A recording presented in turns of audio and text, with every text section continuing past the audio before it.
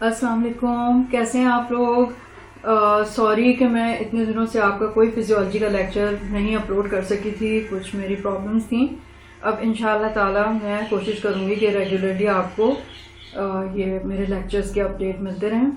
तो आज जो है हम हैं वो एक दूसरा चैप्टर शुरू करेंगे, क्योंकि हम पहले दो चैप्टर्स जो ऑर्गेनाइजेशन ऑफ ह्यूमन बॉडी था वो भी कर चुके हैं, सेल की सारे ऑर्गेनल्स हम कर चुके हैं। तो अब हम आ जाते हैं मेम्ब्रेन फिजियोलॉजी के ऊपर और इसका सबसे पहला लेक्चर जो है मेम्ब्रेन ट्रांसपोर्ट का है। ठीक है, तो अगर आप इसको अच्छे से समझ लेंगे ना, ये देखें बेसिस है ये पूरी ह्यूमन फिजियोलॉजी की मेम्ब्रेन ट्रांसपोर्ट। जितने भी फिर हम इसके बाद सिस्टम्स पढ़ेंगे,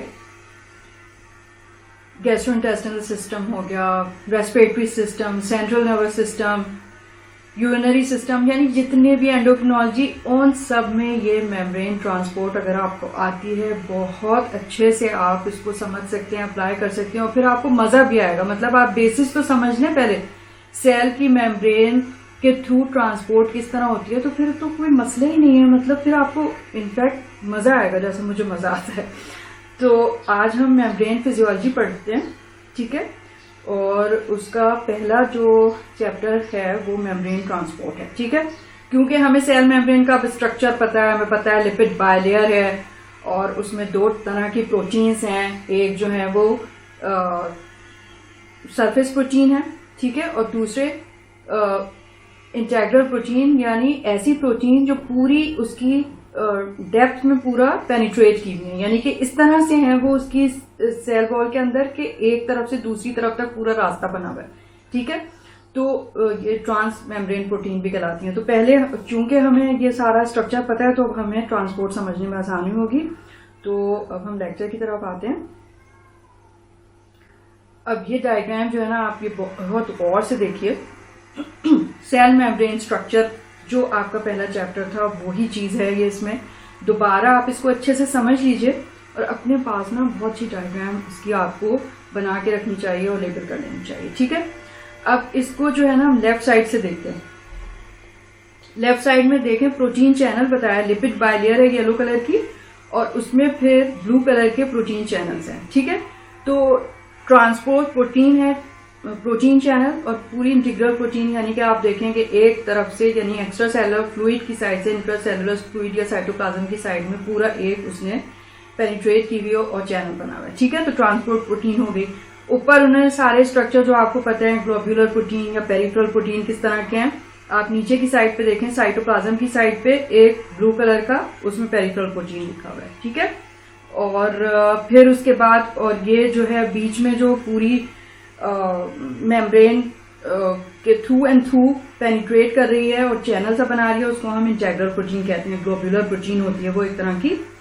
ठीक है, तो सरफेस प्रोटीन हो गई, दो टाइप की प्रोटीन जो हमको पता है। लिपिड बायलेयर में जो सेल मेम्ब्रेन है उसमें जो पूरी डेप्थ को पेनिट्रेट कर रही है वो इंटीग्रल प्रोटीन होती है और उससे एक चैनल बन रहा है, और दूसरी पेरिफेरल प्रोटीन होती है जो सरफेस में लगी हुई होती है, उससे कोई चैनल नहीं बन रहा होता।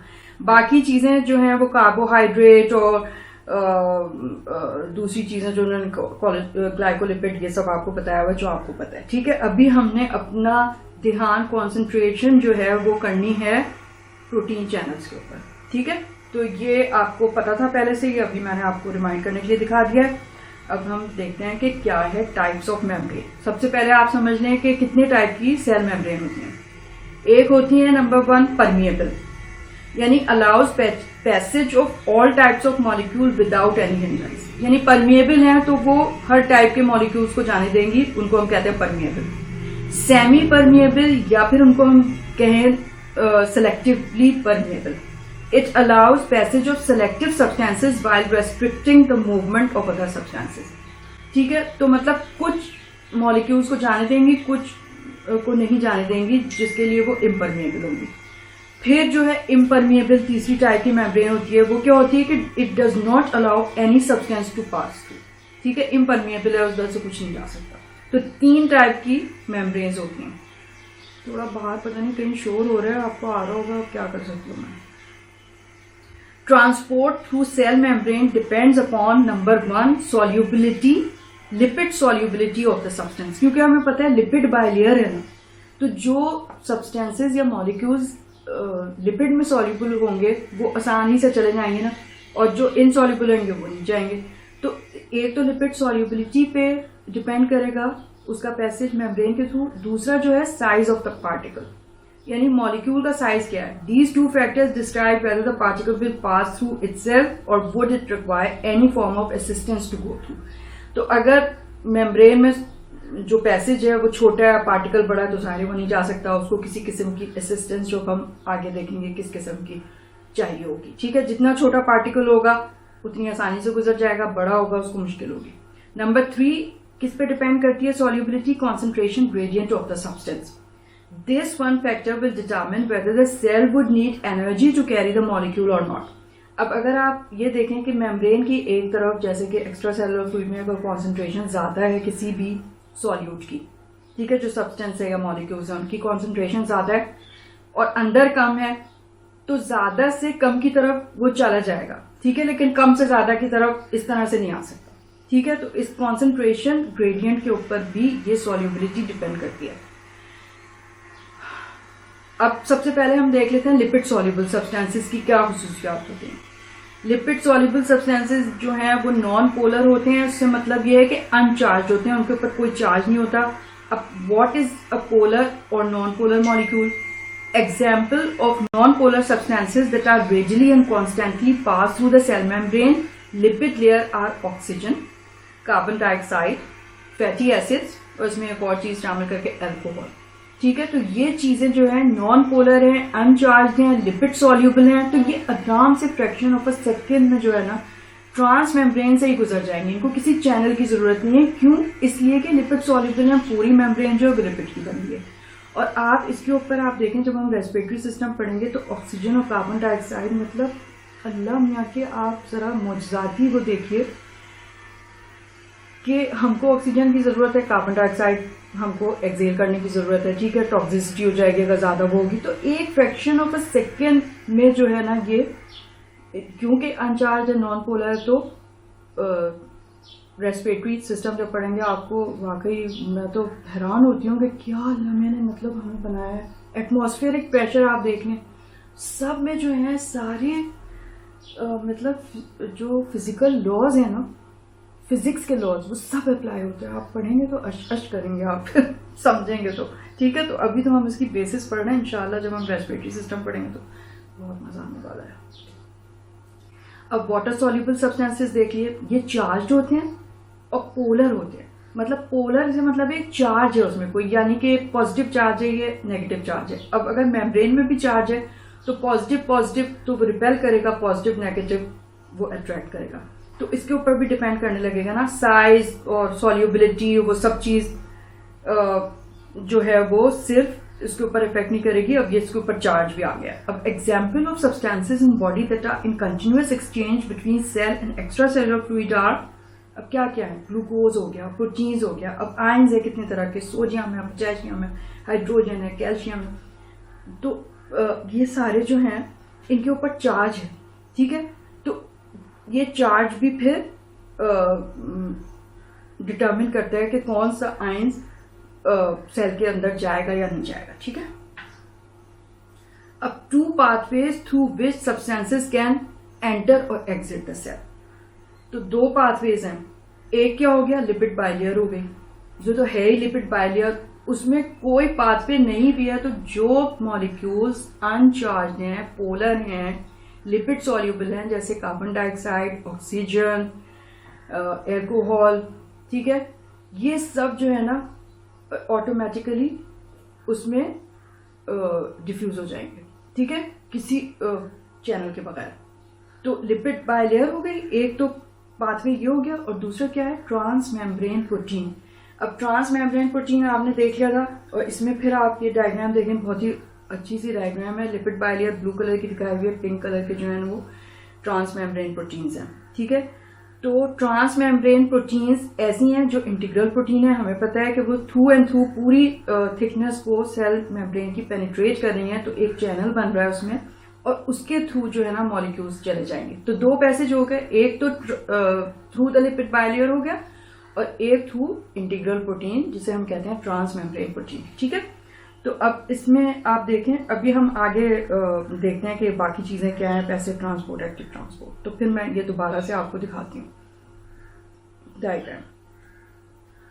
अब transport through the cell occurs by two major processes.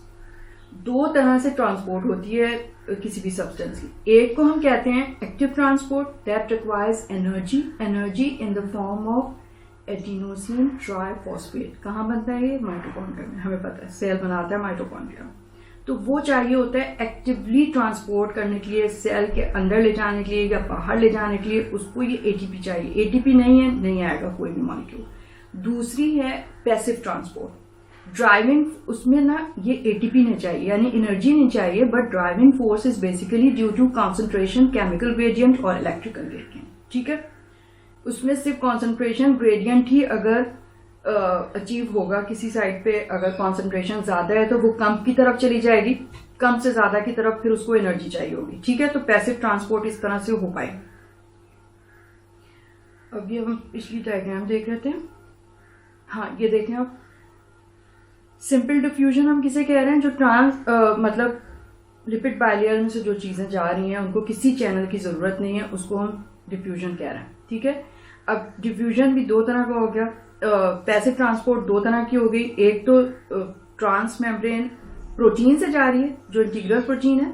ठीक है, और दूसरी जो है मेम्ब्रेन से ही डिसॉल्व हो रहा है। तो ये हो गया।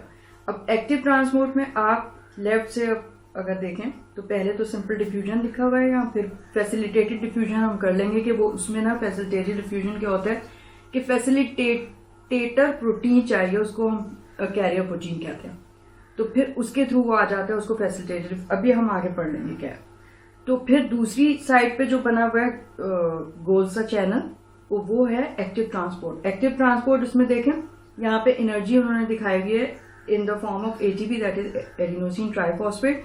तो वो उसको कम कॉन्सेंट्रेशन ग्रेडियंट से भी बाहर की तरफ ले जा सकता है ATP.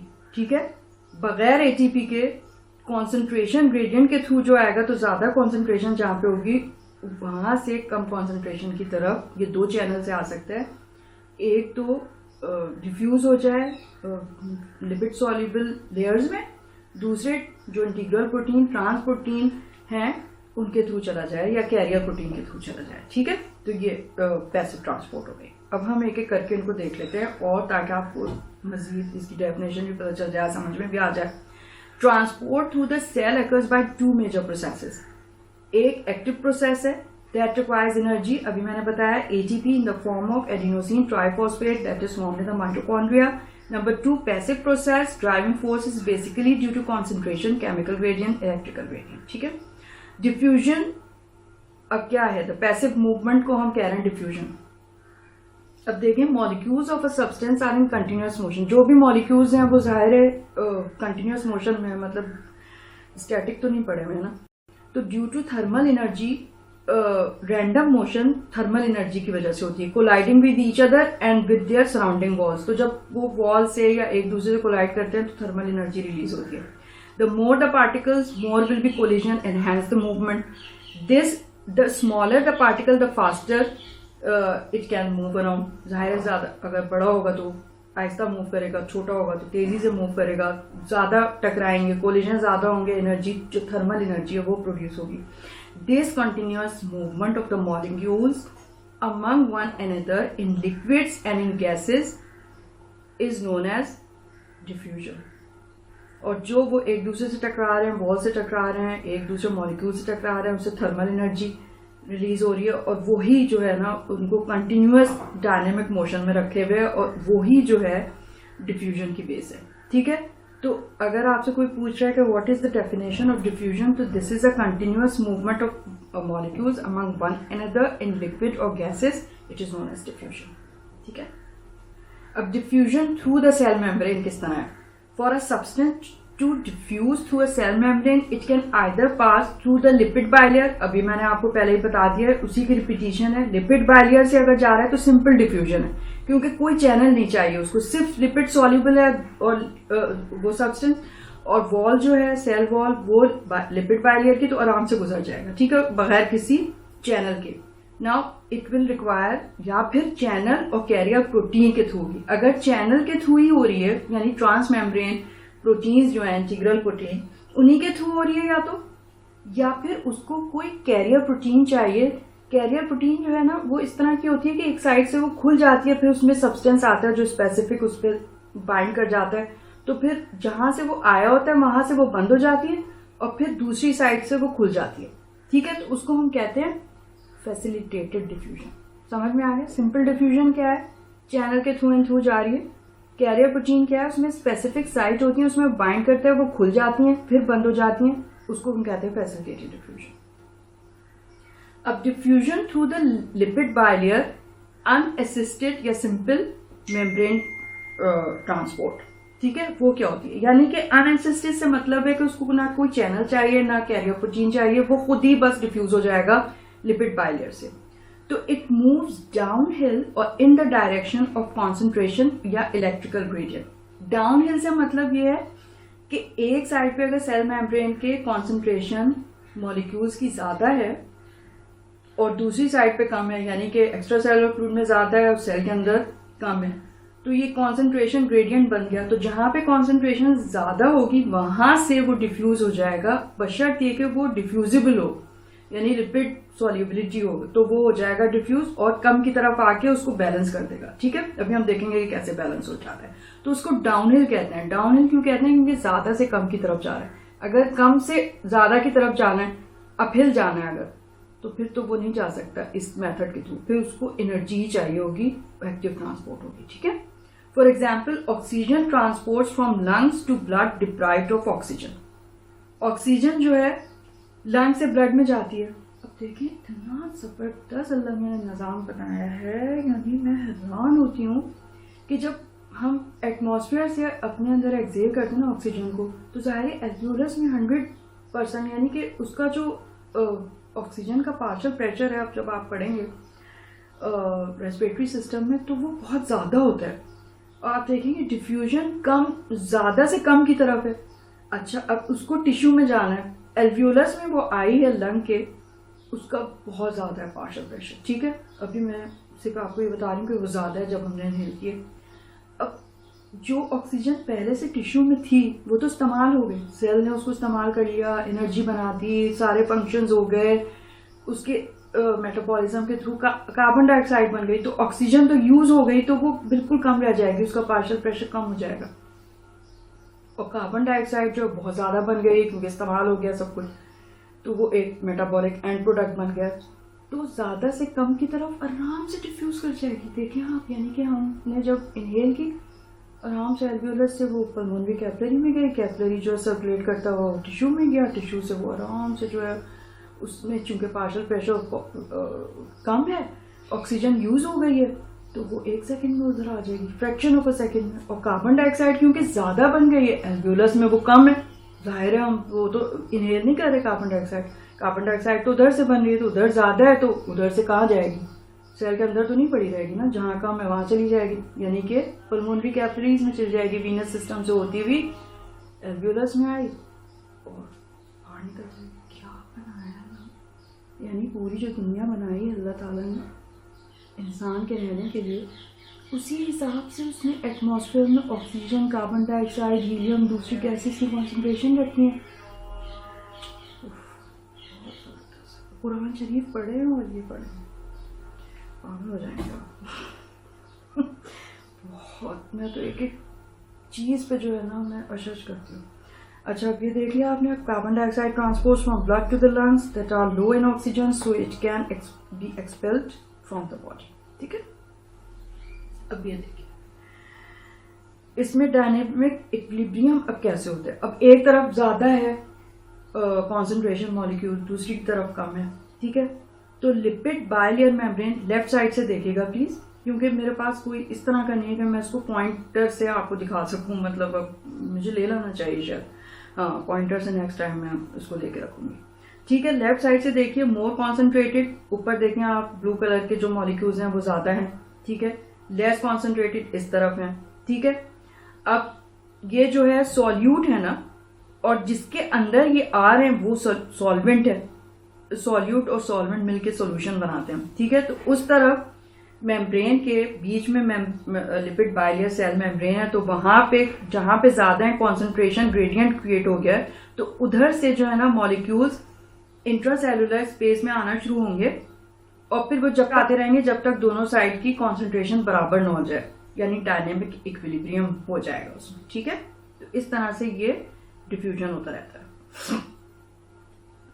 No passive unassisted diffusion would take place if the membrane was impermeable to substance। अब अल्लाह ने मेम्ब्रेन्स भी ऐसी बनाई हैं, हर जगह की एक तरह की नहीं है। कहीं पे अगर कोई आयंस मतलब कॉन्सेंट्रेशन ग्रेडियंट है भी, फिर भी वो परमिएबल ही नहीं है अगर, तो भी नहीं जाएगा, ठीक है। For example, no proteins can cross from intracellular to extracellular fluid even though concentration gradient is high in intracellular fluid. अब अल्लाह मियां ने उनको पोर्स ही जो है वो छोटे रखे हुए हैं, प्रोटीन थोड़ा सा बड़ा है, तो वो कभी भी नहीं निकलता। और इसलिए नहीं निकलता कि वो एक बहुत जबरदस्त प्रेशर एक्सर्ट कर रहा है, जिसे हम कहते हैं ऑस्मोटिक प्रेशर। ऑस्मोटिक प्रेशर का काम ये है कि वो फ्लूइड को ना लीक नहीं होने देता। अब हम अगर पैथोलॉजी की तरफ आएंगे तो अगर फ्लूइड मतलब प्रोटीन अगर लीक करने लगे, पैथोलॉजी हम तो अभी फिजियोलॉजी पढ़ रहे हैं ना, प्रोटीन को नहीं आना चाहिए बाहर, लेकिन मेम्ब्रेन में अगर कोई खराबी हो जाए, कुछ और चीज हो जाए, तो प्रोटीन अगर बाहर आने लगेंगे तो सब एक्स्ट्रा सेलुलर फ्लूइड में जमा होने लगेंगे, एडीमा हो जाएगा, स्वेलिंग हो जाएगी। तो वो हम जब पढ़ेंगे तो फिर आपको समझ में आएगा, ठीक है। Diffusion simple can occur through lipid bilayer. Simple diffusion हमेशा लिपिड बाइलेयर से होगा। लिपिड सॉल्युबिलिटी होनी चाहिए, छोटा पार्टिकल होना चाहिए, चार्ज होना चाहिए, पोलर होना चाहिए। To pass through lipid bilayer substance has to be non polar. अच्छा सॉरी, पोलर नहीं होना चाहिए, नॉन पोलर होना चाहिए, यानी कि अनचार्ज। For non-polar soluble substances, specific protein channels are present that are selectively permeable to particular substance depending on the nature of the protein channel, ठीक है। तो फिर वो जा सकेगा, अगर वो नॉन पोलर है, चार्ज उसमें कुछ नहीं है, लिपिड सॉल्युबल है, तो बगैर किसी प्रोटीन चैनल के वो डिफ्यूज हो जाएगा।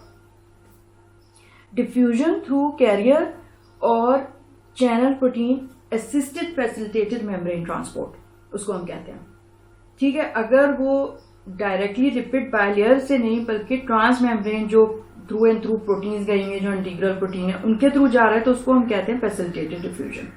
Does not require energy since it is in the direction of concentration gradient but requires carrier proteins that are specific for specific substances. अब ये कॉन्सेंट्रेशन ग्रेडियंट की वजह से डाउनहिल डिफ्यूज होंगी, लेकिन उनको कैरियर प्रोटीन चाहिए होंगी। अब हम देखते हैं कैरियर प्रोटीन क्या होती है। वो स्पेसिफिक होती हैं, अगर ये नहीं कि अगर ग्लूकोज की कोई है तो उससे प्रोटीन या कुछ और लगा रहा है, ठीक है। अब एक्स्ट्रा सेलुलर फ्लूइड पहला वाला देखें,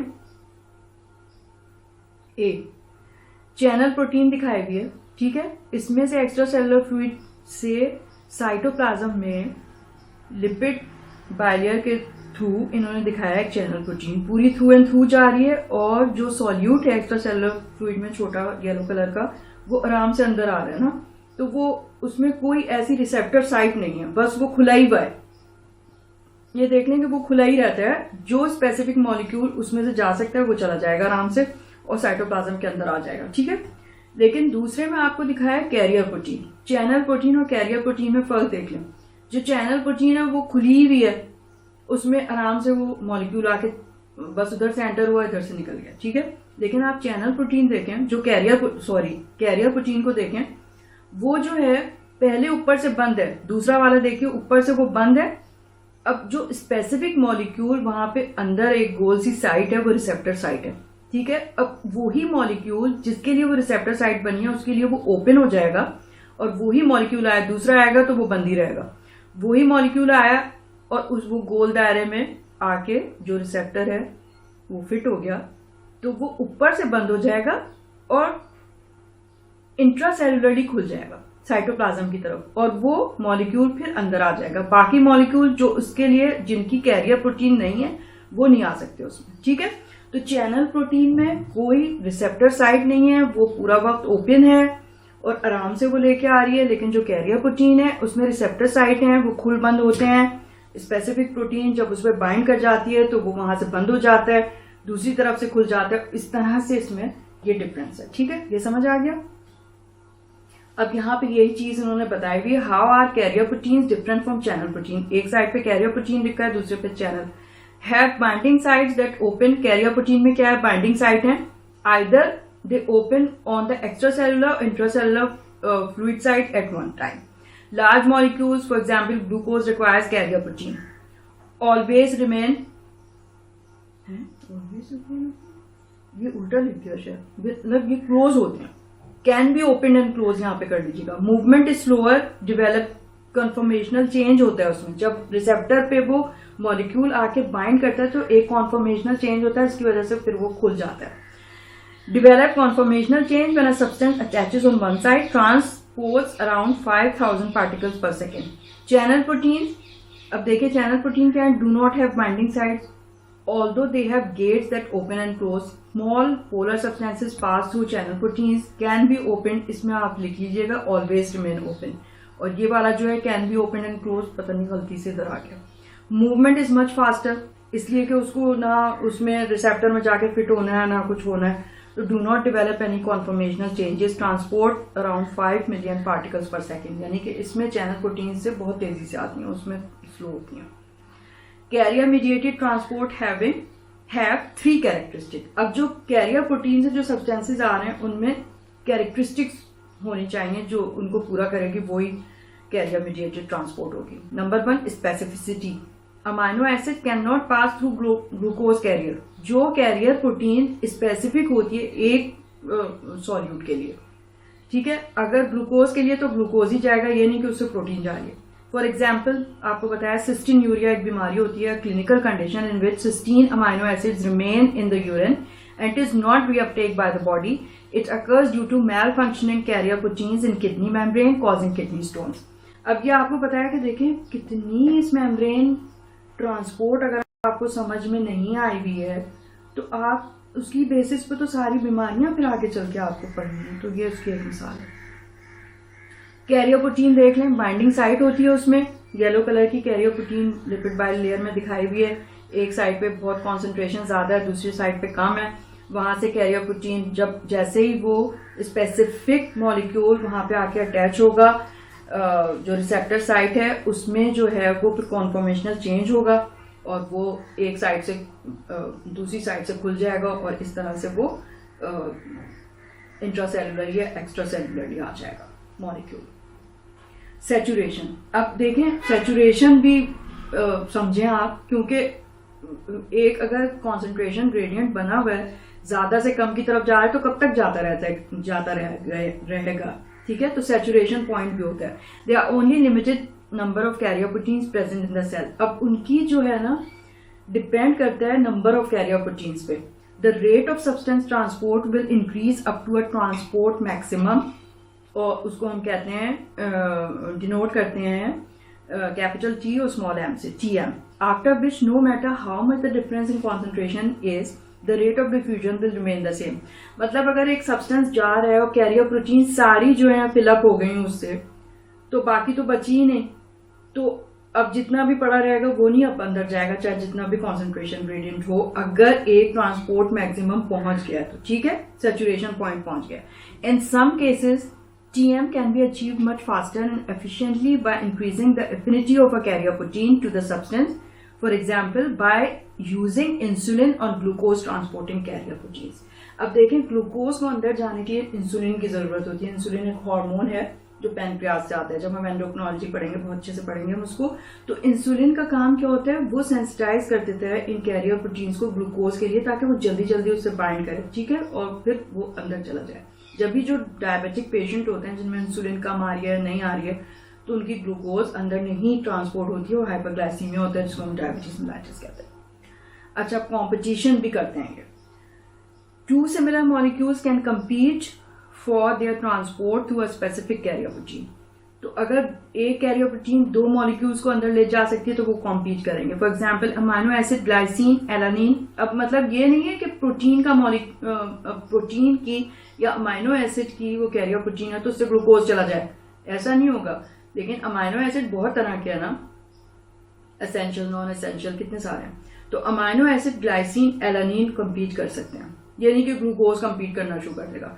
affecting the rate of transport of each molecule. जो ज्यादा है वो जाहिर है वो जल्दी जल्दी बढ़ने लगेगा, दूसरे को नहीं आने देगा। Galactose competes with glucose in small intestine. और ये सब चीजें जो है ना फिर हमारे डिफरेंट ऑर्गन्स में, जैसे स्मॉल इंटेस्टाइन में ग्लूकोज और गैलेक्टोज जो इंटेस्टिनल विलाय है वहां से एब्सॉर्ब हुई है, तो उसमें कंपटीशन होता है। अब ये देखें, अब डायग्राम, अब ये सब आपने पढ़ लिया है। अभी डायग्राम से एक दफा रिवाइज कर लेते हैं। लेफ्ट साइड से देखिए, a diagram is simple diffusion of fat soluble substance molecules directly through the phospholipid bilayer. अब लिपिड बाइलेयर दिखाई हुई है, उस साइड पे जो ब्लू कलर का है वो एक्स्ट्रा सेलुलर फ्लूइड है। लिपिड सॉल्युबल सॉल्यूट्स हैं जो लिपिड सॉल्युबल हैं, तो वो बगैर किसी मेम्ब्रेन चैनल के जा रहे हैं।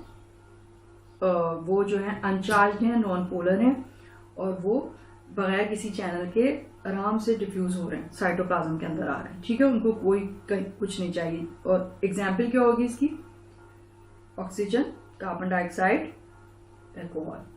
ठीक है, अच्छा अब यहां पे देखिए, कैरियर मीडिएटेड, बी जो है कैरियर मीडिएटेड फैसिलिटेटेड डिफ्यूजन। अब इसमें कैरियर प्रोटीन लगे हुए हैं। कैरियर प्रोटीन आपने समझ लिया, ऐसे चैनल होते हैं जो खुलते बंद होते हैं और उसमें रिसेप्टर साइट होती है, स्पेसिफिक होते हैं फॉर स्पेसिफिक मॉलिक्यूल। वो आके जब उसमें फिट होता है उस रिसेप्टर में, तो एक कॉन्फॉर्मेशनल चेंज होता है जिसकी वजह से वो खुल जाता है अंदर ले जाने के लिए उसको। ठीक है, अगर अंदर से बाहर जाना हो यानी सेल के अंदर से, तो एक्स्ट्रा सेलुलर फ्लूइड की तरफ से खुल जाएगा, उधर से बंद हो जाएगा। ठीक है, तो आप देखें कॉन्सेंट्रेशन ग्रेडियंट था, उसके थ्रू वो आ रहा है, पैसिव ट्रांसपोर्ट है, कोई उसमें एनर्जी की जरूरत नहीं है। ठीक है, और ये आराम से उसमें आ रहा है। अब सी देखिए, चैनल मीडिएटेड फैसिलिटेटेड डिफ्यूजन। अब ये भी फैसिलिटेटेड डिफ्यूजन, लेकिन इसका जो चैनल प्रोटीन है वो खुला ही हुआ है, उसमें कोई रिसेप्टर साइट नहीं है, उसके सिर्फ गेट्स होते हैं। वहां से एंटर हुआ एक साइड से, यानी जो रेड कलर के सॉल्यूट हैं या वो हैं मॉलिक्यूल्स, वो स्मॉल लिपिड इनसॉल्युबल है, लेकिन वो इधर से नहीं जा सकते इस तरह के, क्योंकि वो लिपिड से उनकी सॉल्युबिलिटी नहीं है, उनको कोई चैनल चाहिए। अब चैनल प्रोटीन के थ्रू जा रहे हैं, इनको कैरियर की भी जरूरत नहीं है, कैरियर के बगैर ही अंदर चलेगा। ठीक है, through a channel protein mostly ion selected on basis of size and charge. अब जो जैसे अगर इसका साइज छोटा है तो बड़े वाले नहीं जा सकेंगे इसके अंदर, जो साइज में फिट होगा वही जाएगा। ठीक है, और चार्ज के ऊपर भी डिपेंड करेगा, यानी कि अगर इस चैनल प्रोटीन में पॉजिटिव चार्ज है और इसमें भी पॉजिटिव चार्ज है तो वो तो रिपेल हो जाएगा, जो नेगेटिव चार्ज होगा वो ही जाएगा अंदर। अच्छा, अब डी देखें, ऑस्मोसिस। ऑस्मोसिस क्या है? Diffusion of solvent such as water through a specific channel protein, जिसको हम कहते हैं एक्वा। एक्वा का मतलब है वाटर, एक्वापोरिन, यानी कि स्पेसिफिक चैनल होते हैं वाटर के लिए, उनको एक्वापोरिन कहते हैं, और थ्रू द लिपिड बाइलेयर। ठीक है, तो वाटर मॉलिक्यूल है, ये इन्होंने वाटर मॉलिक्यूल इस तरह के दिखाए हमें, और लिपिड बाइलेयर है, तो वो उससे भी जा सकते हैं, लिपिड बाइलेयर से भी, लेकिन उनको एक एक्वापोरिन चाहिए। अब वो खुलती कैसे और बंद कैसे होती है वो हम फिर आगे पढ़ेंगे। एक्टिव मूवमेंट और ट्रांसपोर्ट। अब ये तो हमने पैसिव पूरा कर लिया। पैसिव ट्रांसपोर्ट क्या है? एनर्जी नहीं चाहिए, कॉन्सेंट्रेशन ग्रेडियंट के थ्रू होता है, उसमें भी बहुत सारी उसकी स्पेसिफिसिटी होनी चाहिए, उसकी लिपिड सॉल्युबिलिटी या इनसॉल्युबिलिटी होती है, उसका साइज होता है मॉलिक्यूल का, उसके ऊपर डिपेंड करती है। ठीक है, और चैनल प्रोटीन अगर बगैर चैनल प्रोटीन के जा रहा है तो हम सिंपल फ्यूजन कहते हैं, अगर कैरियर प्रोटीन के थ्रू जा रहा है या चैनल प्रोटीन के थ्रू जा रहा है तो फिर उस समय हम फैसिलिटेटेड डिफ्यूजन कहते हैं। अब हम आ जाते हैं एक्टिव ट्रांसपोर्ट। एक्टिव ट्रांसपोर्ट क्या है? जिसमें एनर्जी चाहिए, वो तो बगैर एनर्जी के हो रहा था, अब एनर्जी चाहिए हमें इसको अपहिल करने के लिए। डाउन हिल तो वो बगैर एनर्जी के चल जाएगा, लेकिन जहां पे कॉन्सेंट्रेशन कम है एक साइड पे सेल मेम्ब्रेन के मॉलिक्यूल्स की, दूसरी साइड पे ज्यादा है, उस तरफ से कम की तरफ से ज्यादा की तरफ जाना है तो उसको अपहिल कहते हैं, और अगेंस्ट द कॉन्सेंट्रेशन और इलेक्ट्रिकल ग्रेडियंट। ठीक है, टू टाइप्स की होती है ये, एक को हम कहते हैं प्राइमरी एक्टिव ट्रांसपोर्ट, दूसरे को हम कहते हैं सेकेंडरी एक्टिव ट्रांसपोर्ट। हम देख लेते हैं प्राइमरी एक्टिव क्या है। Energy is required by carrier protein to expose the binding site and change its shape for particular ion. अब इसमें जो है ना, बगैर एनर्जी के वो बाइंडिंग साइट्स ओपन ही नहीं होंगी, उसमें फिर वो बाइंड करेगा जब एनर्जी होगी। एटीपी यानी एडिनोसिन ट्राइफॉस्फेट, जो माइटोकॉन्ड्रिया में बनती है सेल में। Affinity of the carrier protein will be more to ions that have low concentration on that side. ठीक है, अब कम की तरफ से ज्यादा की तरफ जाना है ना इसको, तो एफिनिटी कैरियर प्रोटीन की उस तरफ होगी जहां पे लो कॉन्सेंट्रेशन है उस मॉलिक्यूल की. Ions are moved uphill against the concentration gradient. अब ये अगेंस्ट जा रहे हैं ना, कॉन्सेंट्रेशन ग्रेडियंट के ज्यादा से कम की तरफ तो एनर्जी के बगैर ही चला जाएगा ना. अब लेकिन अगर अपहिल जाना है इसको, तो इसको फिर एनर्जी चाहिए. These carrier proteins are basically enzymes. अब ये carrier protein actually enzymes होते हैं, proteins ही होते हैं, वो enzymes होते हैं, उनको हम कहते हैं ATPase, adenosine triphosphate enzyme activity that breaks down adenosine triphosphate to adenosine diphosphate by ATP synthase. For example, sodium potassium ATPase pump that transports 3 sodium out of the cell and 2 potassium into the cell. ये हमारे cell membrane में लगा हुआ है, ये pump अल्लाह ने लगाया है, सोडियम पोटेशियम एटीपीएस पंप, जो 3 सोडियम आयंस को बाहर निकालता है और 2 को अंदर ले जाता है. ठीक है, ये देखें, the sodium potassium exchange pump लगा हुआ है. अब इस डायग्राम में देखिए, इस चैनल के थ्रू सोडियम मतलब कम कॉन्सेंट्रेशन की तरफ से ज्यादा की तरफ अगर जाना है, तो अगर एटीपी एनर्जी होगी तो वो उसको अपहिल ले जाएगी. ठीक है, तो 3 सोडियम बाहर चल जाएंगे, उसके बजाय 2 पोटेशियम अंदर आ जाएंगे. ये सारा सोडियम पोटेशियम एक्सचेंज पंप से हो रहा है. What is the significance of this sodium potassium uphill pump? Sodium potassium ATPase pump creates a concentration gradient. Primary pump responsible for the transfer of electrical signals through a nerve fibre. Sodium potassium pump is providing energy for secondary active transport. अब primary active transport तो उन substances के लिए जो primarily जा रही हैं और उनको एनर्जी चाहिए. अब जो एनर्जी जो एक मॉलिक्यूल को अंदर ले जाने के लिए आई थी, उसी एनर्जी से दूसरा भी मॉलिक्यूल उसी के साथ अंदर चल जाए, तो उसको हम कहते हैं सेकेंडरी एक्टिव ट्रांसपोर्ट. वो पहले वाली मॉलिक्यूल की एनर्जी को इस्तेमाल कर लेता है. ठीक है, अब देखें, regulate the cell volume and prevent the cell from shrinking और स्वेलिंग.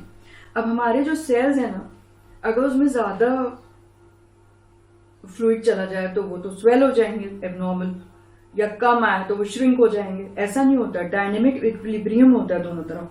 तो वो सोडियम पोटेशियम एटीपीएस पंप जो है ना, वो उसको मेंटेन करता है. Intracellular protein attract positively charge sodium and potassium ions. If this is not kept in balance and check, osmosis inside the cell leading to cell swelling. To keep this in balance, sodium potassium pump exists. अब इससे आप समझ रहे हैं, वो prevent करता है कि बहुत ज्यादा आयंस अंदर आके उससे वाटर बाहर ना चला जाए, इस तरह की कोई सिचुएशन ना क्रिएट हो कि सेल जो है उसका वो स्वेल हो या श्रिंक हो. वो मतलब जितना साइज है उसका उतना ही रहे. तो ये सोडियम पोटेशियम पंप जो है ना, वो मेंटेन करता है. It is also called an electrogenic creating electrical difference pump because it creates more negativity inside the cell and positivity outside the cell. क्यों?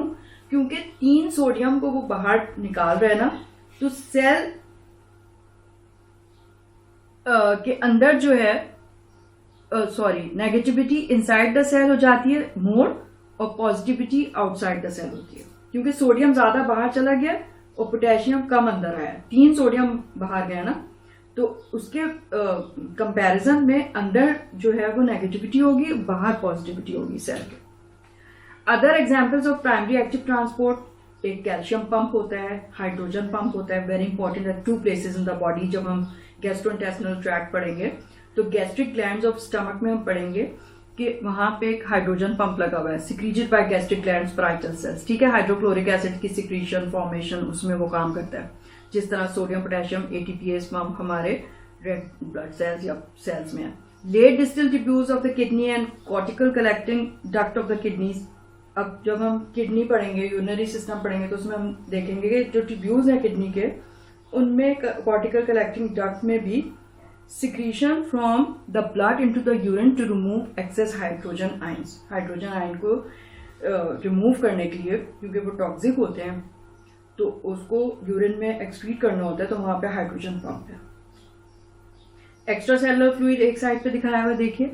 और दूसरी साइड पे साइटोप्लाज्म है, और सेल मेम्ब्रेन है, लिपिड बायलेयर, और उसमें जो है एक्टिव ट्रांसपोर्ट दिखाई हुई है, ठीक है। और ये मॉलिक्यूल जो है वो अंदर आ रहा है, कम से ज्यादा की तरफ आ रहा है ना, नीचे 4 बने हुए, ऊपर एक ही मॉलिक्यूल है, तो कम से ज्यादा की तरफ आ रहा है, तो उसको क्या है, एटीपी इस्तेमाल कर रहा है, ठीक है। एटीपी ब्रेक डाउन हो रही है, फॉस्फेट रिलीज हो रहा है और एनर्जी रिलीज हो रही है।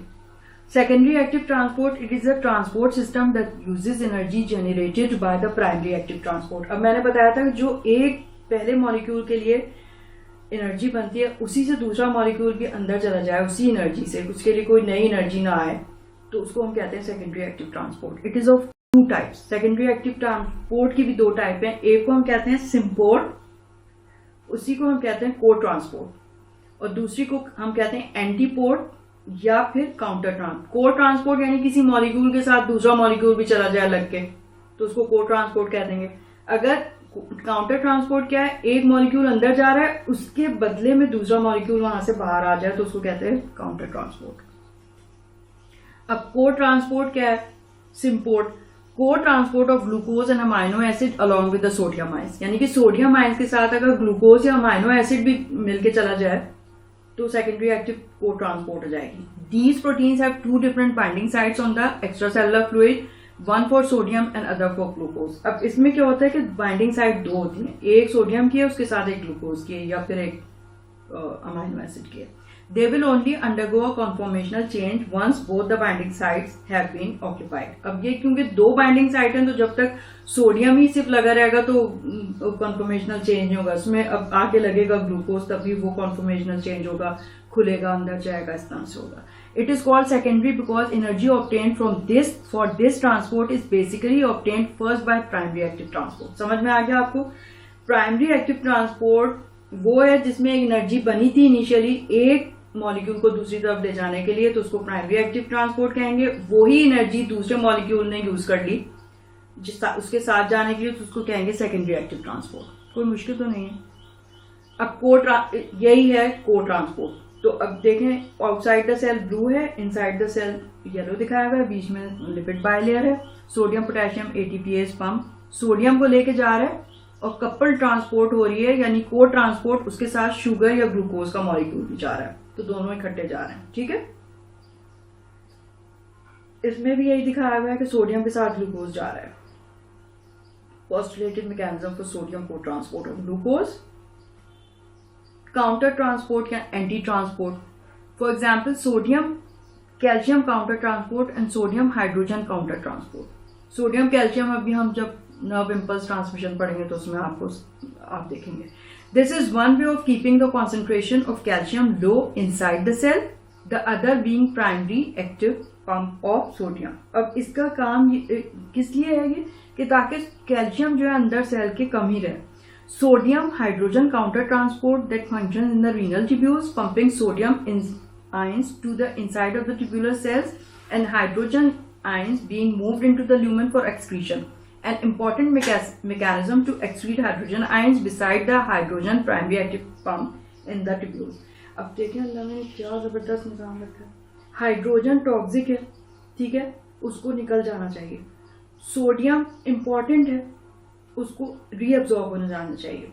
जब हम पढ़ेंगे ना जबरदस्त मैकेनिज्म अल्लाह मैंने बताया था। फ्रॉन आप जब स्ट्रक्चर समझेंगे, ट्यूब्यूल्स में जो सेल्स हैं उसके अंदर एब्जॉर्ब हो जाता है सोडियम, और काउंटर ट्रांसपोर्ट से हाइड्रोजन सिक्रीट हो जाता है और वो ल्यूमन में आ जाता है, यूरिन में निकल जाता है। सोडियम क्योंकि इंपॉर्टेंट है वो रीअब्जॉर्ब हो जाता है। सोचिए क्या बात है, ये काउंटर ट्रांसपोर्ट अल्लाह मैंने रखी है, सोचिए आप इसको। Osmosis, diffusion of water, net movement downhill और in the direction of concentration gradient.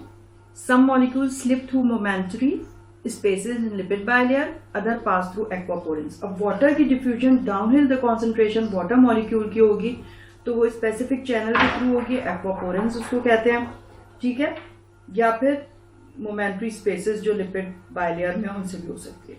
Movement of water cross a membrane permeable to water only. अब जो मेम्ब्रेन परमिएबल होगी वाटर से, सिर्फ वहीं से होगी, ठीक है, ये नहीं कि लिपिड बायलेयर से वाटर चला जा रहा है, ठीक है, इम्परमिएबल होता है वो। वैसे the movement of water across a membrane permeable to water only is based on hydrostatic pressure और ऑस्मोटिक प्रेशर। अब यहाँ पे ना प्रेशर काम करता है वाटर को ले जाने के लिए। Hydrostatic pressure, pressure that is exerted by any fluid in a confined space। कोई भी स्पेस में, confined स्पेस हो, उसमें जो प्रेशर एक्सर्ट हो रहा है फ्लूइड से, उसको कहते हैं हाइड्रोस्टैटिक प्रेशर। ऑस्मोटिक प्रेशर क्या है?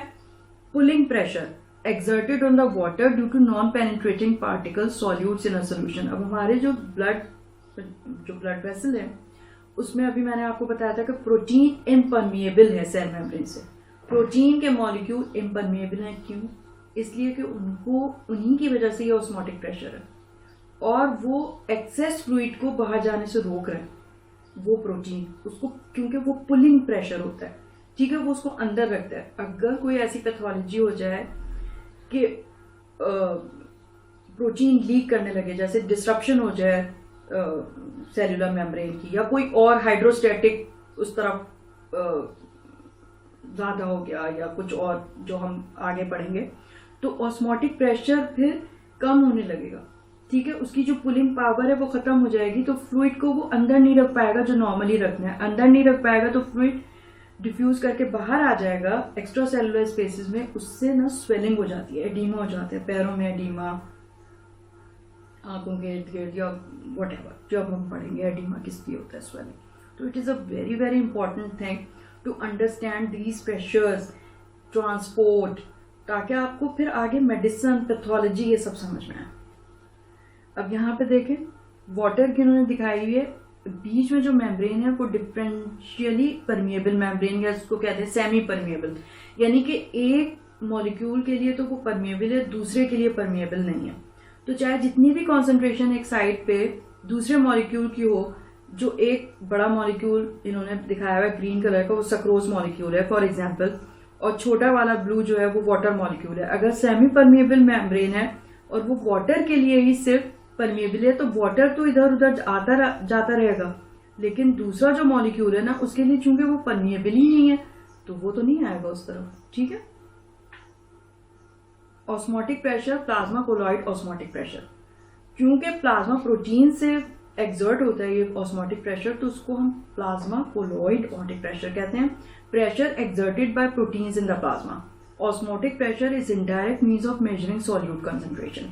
Direct method of expressing solute concentration is osmolarity of the solution. अब हम देख लेते हैं कि osmolarity क्या है। Osmolarity measure of total number of moles of solute particles in 1 liter of a solution. 1 liter of solution में जो total number of moles of solute particles है ना, उनको हम कहते हैं osmolarity, ठीक है। ऑस्मोल्स यानी कि per litre of a solution, तो ऑस्मोलैरिटी पर लिटर होती है, ठीक है, यानी 1 लिटर सोल्यूशन में कितने सॉल्यूट पार्टिकल्स हैं, कितने मोल्स ऑफ सॉल्यूट पार्टिकल्स हैं। For example glucose remain intact in water, so 1 osmol per liter of 1 molecule of glucose is added in 1 liter of a solution।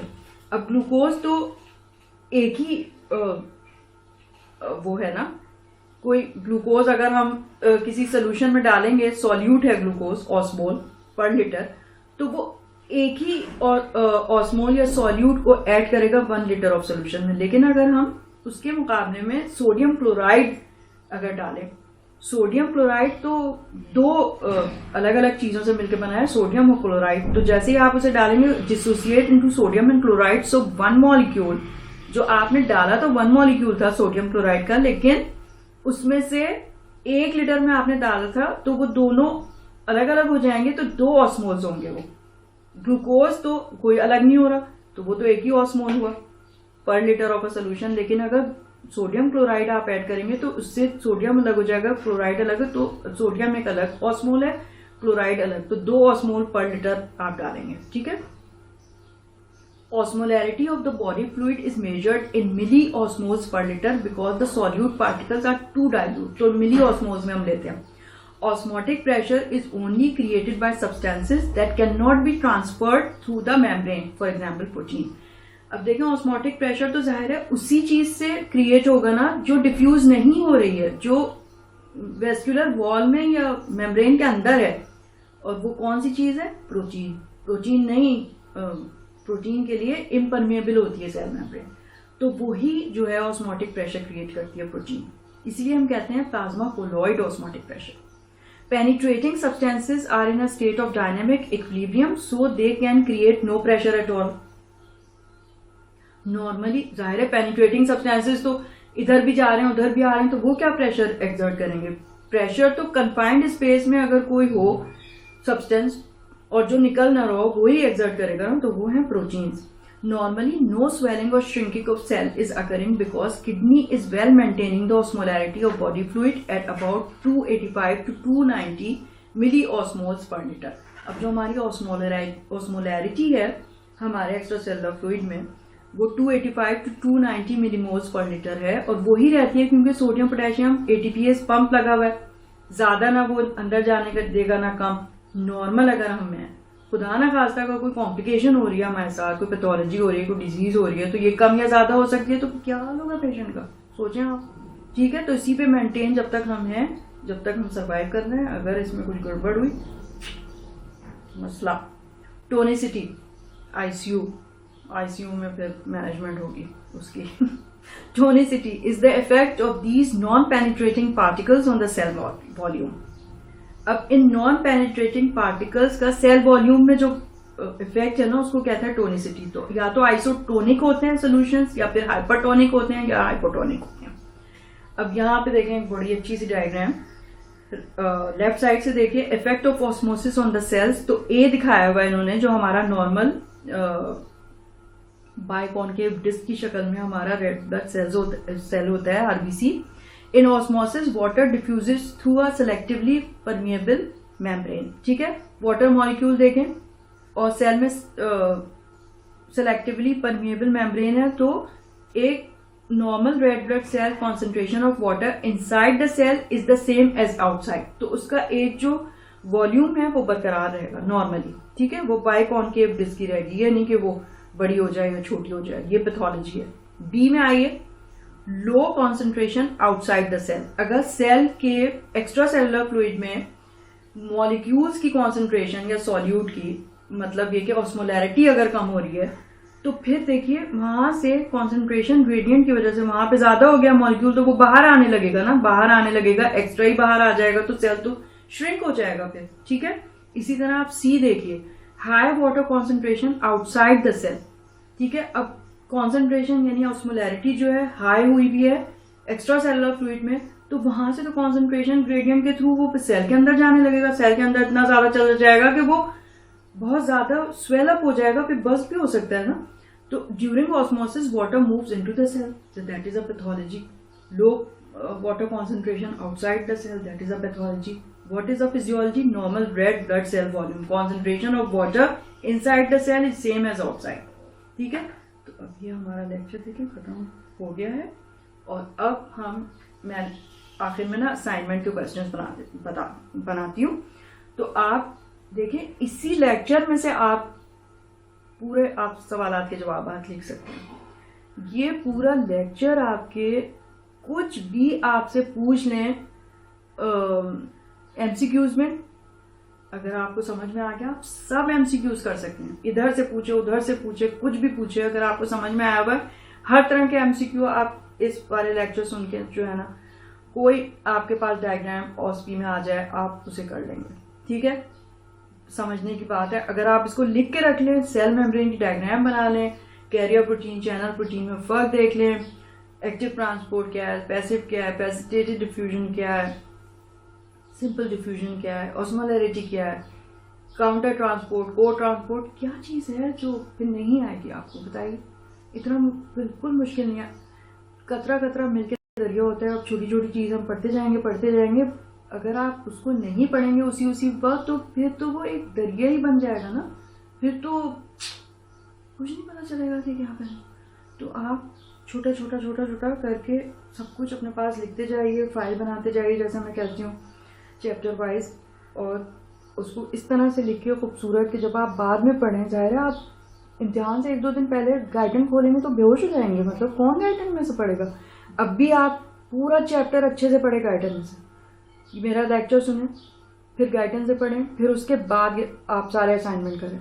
Assignment पहला question मैंने बनाया, what are the types of membrane transport mechanisms. Number 2, what is active transport across the cell membrane? Defined with examples. Number 3, what is passive transport? Defined with examples. Number 4, what is co-transport? Defined with examples. Number 5, what is counter-transport? Defined with examples. Number 6, define osmolarity. What is its normal value in our body? ठीक है, तो ये चीज़ें आप अच्छे से अपने पास लेके रख लीजिए, और आप जब आखिर में जब आप रिवाइज करेंगे इम्तिहान के लिए तो आपका दिल खुश हो जाएगा कि कितनी अच्छी आपकी तैयारी। ठीक है, डेफिनेटली, इंशाल्लाह। ओके जी, thank you so much. Next week फिर मुलाकात होगी नए लेक्चर से। खुदा हाफिज़।